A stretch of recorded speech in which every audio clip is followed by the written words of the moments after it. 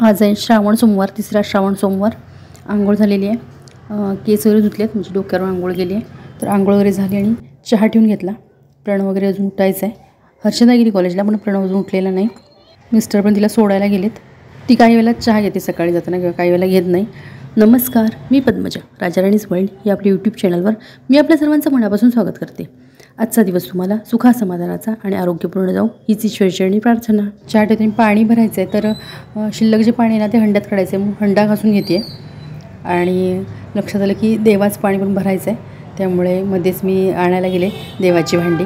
तर त्याच्या आधी हंडा इथे घासून घेतला आणि मग आणायला गेले लक्षात आल्यावर. कारण सकाळी सकाळी पाणी जायच्यात हे सगळं करावं लागतं. देवाचं पाणी वगैरे भरायचं किंवा नैवेद्याला वगैरे भरायचं झालं त्यामुळं. आणि काय केलं, चहा वगैरे उकळला बंद करून ठेवला आणि म्हटलं आधी देवाचं पाणी भरून ठेवूया आणि मग बाकीचं करूया. म्हणजे चहा वगैरे घ्यायचं किंवा पाणी भरायचं ते नंतर करायचं. आधी म्हटलं पाणी ठेवूया.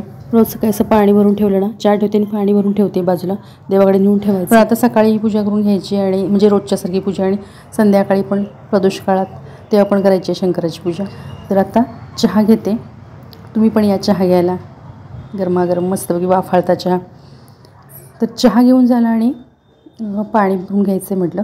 कारण ते जे पाणी होतं ना ते एक हंडाभर आणि एक पातेलं वर दिसते तेवढं निघालं पातेलं पाणी. कारण ते स्वच्छ असतं, ते टाकून येण्यापेक्षा, आणि एवढं पाणी भरपूर होतं म्हणून मग असं भरून ठेवते. आणि नंतर जो गाळ असतो तो मग ओतून टाकते. त्यामुळे हंडा आणि ते पातेलं असं दोन्ही ते भरून ठेवणार. पाणी नळाला ठराविक वेळेला येतं, त्यामुळे सकाळची ही जी काही पाण्याची कामं आहेत ती करून घ्यायला लागतात. उलट ते बरं पडतं सकाळी सकाळी, म्हणजे पाणी येतं किंवा पाणी यावेळेला जातं त्यावेळेत मग आपली कामं पण आटपतात. नंतर दिवसभर पाणी असलं ना, म्हणजे वरचं टाकीचं जरी असलं तरी हे जे प्यायचं पाणी असतं ते कसं जातं, म्हणून आपण त्याच्यात कामं आवरून घेतो. आणि आज ड्रेस घातला आधी सकाळी, म्हटलं संध्याकाळी पूजेच्या वेळेला साडी नेसता येईल. आत्ता म्हटलं ड्रेस घालूया. पिंपातलं जे काही नितळ पाणी होतं ना ते हंड्यात आणि पातेल्यात भरून घेतलेलं आहे. आणि आता पिंपात जे काही गाळ आहे तो गाळ ओतून टाकते आणि पिंप स्वच्छ असा घासून घेते. आज उपवास असला की काही वेळेला दोन्ही वेळेला करायला लागतं, कारण घरातली मग सगळी जेवणार आहेत आणि मला उपवासाचं खिचडी करणार. त्यामुळे आता जेवणही सगळं करायचं आहे, पूजा वगैरे आटपायची आहे, बाकीचं घरातली सगळी कामं आहेत. तर पाणी भरत लावलेलं आहे. पिंप घासून घेतला स्वच्छ आणि पाणी भरत लावलं. आता चपातीचं पीठ मळून घेते, कारण चपातीचं पीठ मळलं आधी की बरं पडतं. म्हणजे आपलं सगळं बाकीचं आवरेपर्यंत हे कसं पीठ व्यवस्थित भिजतं. आणि साबुदाणे रात्री भिजत घातलेले ते म्हटलं बघूया व्यवस्थित, तर ते जरासे व्यवस्थित घालून हे केले. आणि असं लांब हाताचा ड्रेस घातला ना टॉप की काय होतं, ते असं म्हणजे दुमडावं लागतं, फोल्ड करावं लागतं. तर पीठ मळून झालं आणि ते झाकून ठेवलं. प्रणव उठायचा होता त्यामुळे कचरा वगैरे मी मारला नव्हता. आता कचरा मारून घेते. हर्षदा असली घरी कसं सकाळचं हर्षदा मारून घेते. मग ती अशी कॉलेजला जायला लागली किंवा कचरा वगैरे मग तो माझ्याकडे येते सगळं करायला. मग ती संध्याकाळच्या वेळेस ते बाकीचं सगळं करून घेते. तर आता कचरा मारून घेते आधी घरातलं सगळं.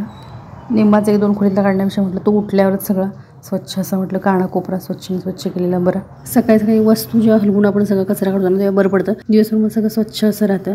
तर कचरा बघून एवढं वाटलं की 2-3 दिवस कचराच मारत नाही ती काय, असं एवढं कचरा असतो. तर संध्याकाळच्या वेळेला संध्याचा वेगळा असतो, सकाळच्या वेळेला सकाळी, पुन्हा दुपारच्या वेळेला तरीसुद्धा एवढा कचरा असतो बघा. आणि ती अंथरुण वगैरे काढली पण उशी तिथेच ठेवलेली. हे आता लावलेलं सकाळी आधी कचरा मारायच्या आधी सगळं साहित्य जिथल्या इथं लावलेलं होतं. तरी पण प्रणव तिथं बसलेला होता. तर असं विस्कटतंच, मुलं सारखं विस्कटत असतात. आपण जेवढं लावू तेवढं मुलं विस्कटत असतात. त्याला आता आंघोळीला पाठवलं आणि म्हटलं तोपर्यंत आपण कचरा मारून घ्यावा. नाहीतर मुलं असली की कसं इकडं तिकडं काहीतरी करत राहतात. ती आंघोळीला गेली कसं रिकाम असताना व्यवस्थित पटकन सगळं होतं, कचरा मारून वगैरे किंवा फरशी पुसून. ते पेपर वाचतात एकीकडे ठेवतात, टिपवा एकीकडे, असं सगळं असतं. सकाळी सगळ्या वस्तू अशा जिथल्या इथं लावून घ्याव्या लागतात. आणि ते समोर फरशी दिसत असेल तर ते तुळशीचं झाड होतं ना, तुळस, त्याच्या तिथे होती फरशी, आतलीच काढलेली आहे आपल्या घरातली. तर ठेवायची आहे ती, बाहेर नको म्हटलं ती फरशी, कारण बरीचशी जड आहे फरशी, उगीच पडली वगैरे तर लागायचं. त्यामुळे तेवढ्यापर्यंत मी आत ठेवून घेतली.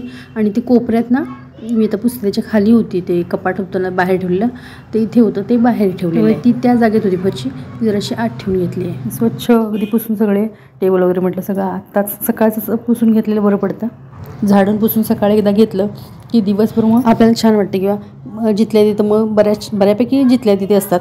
थोडंच फार इकडे तिकडे होतं पण बऱ्यापैकी जिथल्या तिथे असतं. आणि ही कामं सकाळी सकाळी करून घेतली की दिवसभर कामं पण आपल्याला आटपायला बरी पडतात सगळी. आता प्रणवची आंघोळ झाली की कपडे पण भिजत मशीनला लावेन आणि कचरा असं भरून घेतला सगळं. आणि आता फरशी पुसायला घेतली आहे. आत्ता फरशी पुसून नाही ना घेतली, ते जर राहिली की मग ते जवळजवळ 4 वाजता पुसायचं त्यावेळेला होतं. नाहीतर मग झोपलेली जर असलीत कोण तर मग ते राहतंच. त्यापेक्षा त्याच हातासरशी घेतलेली बरी पडते. नाहीतर मग प्रणव पण इकडे तिकडे करणार. तो अंघोळीला आहे तोपर्यंत म्हटलं कचरा फरशी दोन्ही करून घ्या. त्याला अजून नाश्ता पण द्यायचा आहे. तर हे सगळं आवरतेने नाश्ता पण देऊन घेते त्याला. हे पाणी, कचरा, पीठ मळून वगैरे हे जरी झाली ना कामं तरी नंतर पटपट आटपतात. बाकीच्या कामांना वेळ लागत नाही, याच बारीक सारीक कामांना वेळ लागतो. हे पसाराच इतका असतो ना, पसारा ठेवण्यात याच्यातच वेळ लागतो. आत्ता असं स्वच्छ करून घेतलं. आपलं पण जरासं आटपलं काम, 1-2 मिनटं स्वच्छ छान बसायला पण आपल्यालाही बरं वाटतं. हे आवरलं की उंबरा वगैरे पण बघते, नाही तर त्याला नाश्ता देऊन मग उंबरा वगैरे पुसून घेईन. कचरा फरशी ते सगळं आवरून घेतलं, स्वच्छ झाले. हातपाय धुतले जरा आणि चहा ठेवून घेते आधी. म्हणजे त्याला चहा चपातीचा नाश्ता देणार आहे. चपातीचं पीठ मगाशीच मळून ठेवलं म्हणून, म्हणजे आत्तापर्यंत कसं तोपर्यंत माझं फरशी आणि कचराही झाला, तोपर्यंत मस्तपैकी आता पीठ पण भिजलेलं आहे. आणि लागलंच त्याला 2 करून घेतले ना की बाकीच्या पण जेवणाच्या पण त्यांच्या करून घेते. चपाती करताना काय शेअर केलेली नाही आहे. आणि ते तेल होतं ना, ते पोळीला परवा पोळ्या केल्या ना त्यातलं थोडंसं राहिलेलं होतं लावायला घेतलेलं ते. आणि ती वाटी घेतलेली, तर म्हटलं त्या वाटीतलं पण लावून घेऊया. पूजा पण झाली. पूजा प्रणव करतो, त्याने नाश्ता वगैरे केला, पूजा करून घेतला. आणि हे असे शेंगदाणे भाजत मगाशीच ठेवलेले, बघितलं असं मगाशी कढई. तर शेंगदाणे असे म्हटलं गार होऊ देत म्हणून ठेवलेत कढईतच. आणि नंतर कूट करायचं आहे म्हटलं. आणि नंतर लक्षात सोमवार आहे, आधी कूट करून घेऊन थोडेसे आधी शेंगदाणे घेतले त्यातले. पण शेंगदाणे बरेच भाजले म्हणजे आता पुन्हा पुढचा सोमवार वगैरे पण येईल म्हटलं करून ठेवूया म्हणून शेंगदाणे काम करत करतच भाजले. इकडे भाजत कढई बारीक असं फ्लेम करून गॅसची फ्लेम बारीक एकदम केली आणि कढई ठेवून शेंगदाणे भरपूर भाजून घेतले. आता लाईट गेली नाही गेली म्हणजे आपलं काही हे नाही, कारण सोमवार आहे आणि लाईट जाते, त्यापेक्षा म्हटलं कूट करून घेऊया. आता कुकरही लावून झालेला, त्यात डाळ आणि भात लावले, कारण डाळीची आमटी आणि भात असले की कसं मुलं आवडीनं खातात. आणि कुकरमध्ये भाजी करून घेते. त्या तिघांनी सांगितले खिचडी खाणार आहे आम्ही, तर म्हणून मी साबुदाणे पण जास्त घातले. गेल्या वर्षी आवडली सगळ्यांना खिचडी, त्यामुळे खिचडी पण खाणार आहे म्हणून सांगितले. पण आता आधी सगळं जेवण करून घेते, कारण जेवल्याशिवाय मुलांना कसं हे होत नाही. जेवलं की बरं पडतं मुलांना. किंवा मिस्टर पण कसे बाहेर जायचे असतात, त्यापेक्षा जेवलेलं मग बरं पडतं. हर्षदा आली कॉलेजवरून आणि तिने पण हातपाय धुवून वगैरे कपडे बदलले. तर म्हटलं आता जेवण तयार होतंच, कारण चपात्या मगाशी सगळ्या करून घेतलेल्या. आता भाजी टाकते आणि आमटीची डाळ पण शिजलेलीच आहे. लगेच दोन्हीकडे 2 फोडणी टाकले की लगेच तयार होईल. आणि नंतर थोड्या वेळाने मी अशी केसवर बांधले, कारण काय होतं गरम व्हायला चालू होतं, कचरा वगैरे आपण मारायला चालू केलं ना घाम यायला चालू होतं. आणि त्यामुळे मग केसवर बांधले. थोडेसे ओलसर आहेत, मग म्हटलं वर बांधूया म्हणजे कामही झोचतं. आता कुकरमध्ये शिजलेली जी डाळ होती ती काढून घेतली, आमटीची फोडणी टाकते, भाजीची फोडणी टाकून बाजूला ठेवली. म्हटलं त्याला शिट्ट्या होऊ देत आणि इकडं आमटी करून घेऊया. तिला खा म्हणत होते काहीतरी, तर तिने ताक घेतलं. तिने आणि मिस्टरांनी ताक पिऊन घेतलं. जेवण झाल्यावर मी जेवतेच म्हटली, काय खायला नको, कारण खाल्लं की पुन्हा जेवायचंही राहणार नाही. यावेळेला असं खाल्लं की भूक येऊन जाणार आणि मग जेवायच्या वेळेला नको वाटणार. तर इथे प्रणव काय बघायला सांगते, खिचडी झाली आहे का, खिचडी करते का ते बघायला आला आहे. जेवण करते, जेवण झालं म्हणून सांगते, तर तो म्हणतो खिचडी दाखवून झाली का, खिचडी खायची आहे त्याला. आणि काहीला करते, म्हणजे सगळ्यांनाच चौघांना पण खिचडी करते. पण नंतर ह्यांना थोड्या वेळाने भूक लागायला चालू होते, मग एका दुसरी असं नाही का चपाती खाल्ली तरी होईल. तेच सांगते, ते आता चपाती आणि खाणार आहे, पण थोड्या वेळाने खिचडी देणार आहे त्यात मी असं सांगते. तर त्यांना जेवायला दिलं आणि मी खिचडीची फोडणी टाकते, कारण ती जेवेपर्यंत ही मग त्यांना गरम गरम खिचडी मिळेल. आणि प्रणवने काही जेवायला घेतलेलं नाही अजून, तो खिचडी होऊ देत, मला खिचडी दे मगच मी खातो. त्यामुळे तो इकडे तिकडे माझ्या भोवतीने फेऱ्या घालायला लागला आहे. संध्याकाळी पण पूजा वगैरे करणार आणि त्यानंतर मग नैवेद्याचं करून घेईन. आता सकाळी साखर दाखवलेली पूजा झाल्यावर, आता ही खिचडी आणि दही ते पण नैवेद्य दाखवते. आणि संध्याकाळी मग संध्याकाळचा नैवेद्य सगळा जो काय असेल तो दाखवून घेईन. उद्या पण अंगारकी संकष्टी आहे, मंगळवार, आणि श्रावणात आले.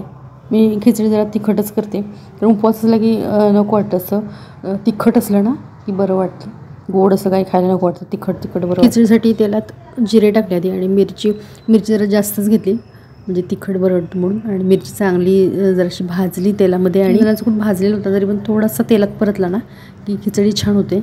आणि इथे अशी खिचडी तयार झाली. झाकून थोडा वेळ ठेवली की बरं पडतं, की छान फुलून येतात साबुदाणे. मस्तपैकी अशी कढईवरून खिचडी केली आहे. म्हटलं मुलं पण आवडीने खातात, खाऊ देत म्हटलं. आपल्याला तर मोठं झाल्यावर खिचडी नको वाटते, आपल्याला पण लहानपणी आवडत असते, पण मोठं झाल्यावर नको वाटत असते.